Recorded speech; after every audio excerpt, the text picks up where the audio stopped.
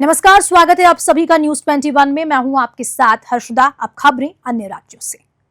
सरगुजा के झेराडीह गांव के किसान बृजकिशोर त्रिपाठी को धोखा देकर समिति प्रबंधक और नोडल अधिकारी द्वारा 80 बोरी धान जब्त करने का मामला सामने आया। किसान बृजकिशोर ने 500 बोरी धान का टोकन कटवाने के लिए धान खरीदी केंद्र बरगीडीह समिति प्रबंधन से संपर्क किया था और साथ ही साथ जब अपने धान लेकर वो वहां पहुंचा तो समिति प्रबंधक ने तौलने की प्रक्रिया शुरू की। इस दौरान नोडल अधिकारी को बुलाया गया, जिन्होंने 10,000 रुपए की मांग की। किसान के पास इतने रुपए नहीं थे, जिसके बाद नोडल अधिकारी ने 80 बोरी धान जब्त कर लिया और आरोप लगाया कि किसान पुराने धान का इस्तेमाल कर रहा था।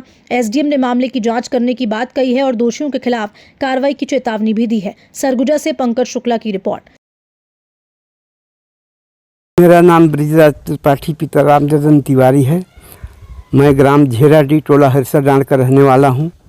आदिम जाति सेवा सहकारी समिति बरगीडीह प्रबंधन के पास गया और उनसे कहा कि भाई मेरा धान जो है आप खरीद दीजिए जल्दी, क्योंकि मेरे को लड़के का शादी करना है, साफ़ सफाई करवाऊँगा। तो बोले ठीक है, आपका धान मैं 2 शिफ्ट में ले लूँगा।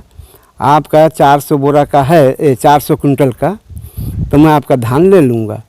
तो फिर उन्होंने 18 तारीख को बुलाया मेरे को और 18 तारीख को गया मैं और मेरे को 200 कुंटल का टोकन उन्होंने दे दिया और 26 तारीख को लाने के लिए बोले। मैं 4 ठो ट्रैक्टर में 26 तारीख को 500 बोरा धान लेकर के गया और सोसाइटी के प्रांगण में खाली कर दिया। इसके बाद जो है वो लोग धान का चेक किए, नमी उमी जाँच किए, फिर बोले ठीक है।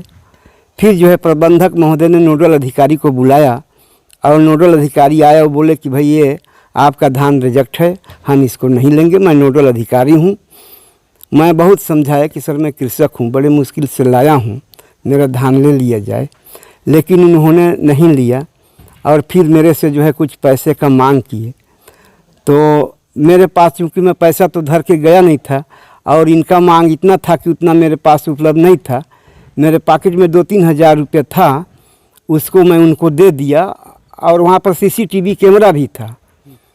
फिर इसके बाद जो है मेरे को फ़ोन के द्वारा दोनों आदमी ऑफिस में बुलाए और फिर बोले नहीं महाराज, आपका धान हम नहीं ले जा सकते हैं, काहे कि आपका धान रद्दी है।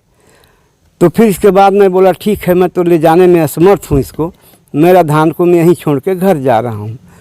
तो बोले नहीं, आपके सामने तौलवा देते हैं। तो फिर मैं धान के पास आया, लेकिन उन्होंने मेरा धान नहीं तौलाया। क्योंकि हम लोग 9 बजे पहुँचे थे वहाँ प्रांगण में, खाना पीना खाए नहीं थे, तो हम पिता पुत्र खाना खाने के लिए घर आ गए।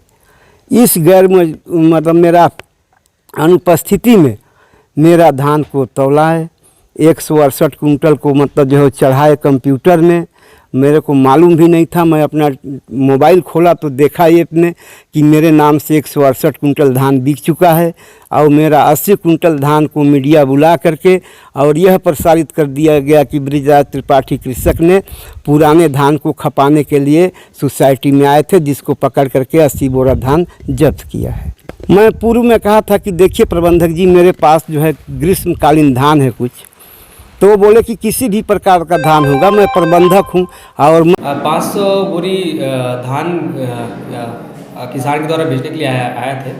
उसमें से पता चला कि कुछ धान जो है पुराने हैं। ऐसी स्थिति में जो है नोडल और जैसे राजस्व फूड और संबंधित नोडल हैं उनको भेजा गया।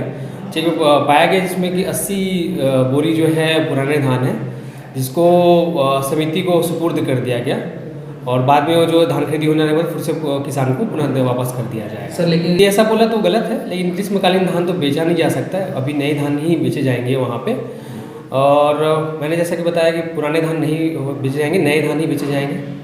लेकिन वहाँ किसान के द्वारा पैसे की, जो नोडल अधिकारी उनके द्वारा पैसे की मांग की गई थी, तब एवज में वो अगर पैसा नहीं था, इसकी वजह से वो धान नहीं ले पाए। क्या लगता है आपको? ऐसी सूचना